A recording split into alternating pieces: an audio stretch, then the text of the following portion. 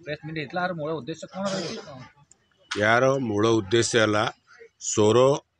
लोक महोत्सव कमिटीर लोक महोत्सव जो पालित होगा जाऊँगी 5 तारिख पाखु 12 तारिख पर्यंत तार जनसाधारण को जनइबा एवं प्रचार प्रसार करने आज प्रेस मीट कराई कौन रहिबो एतरे कौन कौन सब आछंती कलाकार माने आछंती कौन सब रहिबो केमती कोन एथिरे रहउची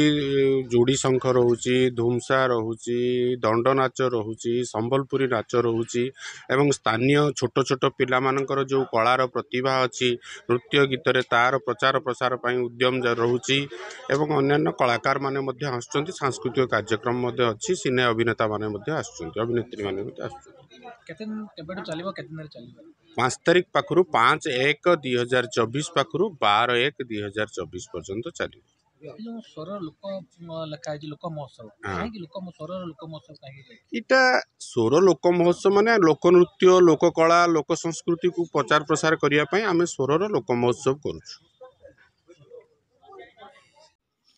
बालेश्वर जिला सोरे आसंता जानुरी 5 रु 12 तारिख पर्यंत सोर लोक महोत्सव कोट छक कमानपुर ठारे अनुष्ठित हेबो बोली महोत्सव पड़ियारे एक सांबादिक सम्मेलन रे महोत्सव सभापति समाजसेवी प्रदीप दास संपादक सांबादिक सुधांशु शेखर बारिक और सदस्य अक्षय कुमार जेना प्रकाश करिसंती।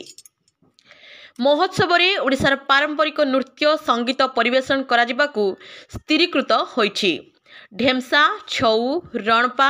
संबलपुरी जोड़ी शंख बाहर राज्यर राजस्थानी चूड़ी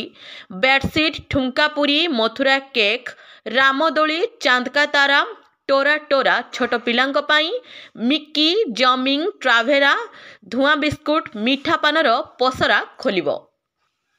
प्रतिदिन संध्यारे नामी दाबी कलाकार मानक द्वारा सांस्कृतिक कार्यक्रम अनुष्ठित हेबो बोली सांबादिक वरिष्ठ सदस्य अक्षय कुमार जेना सांबादिक सम्मेलन रे प्रकाश करथिले।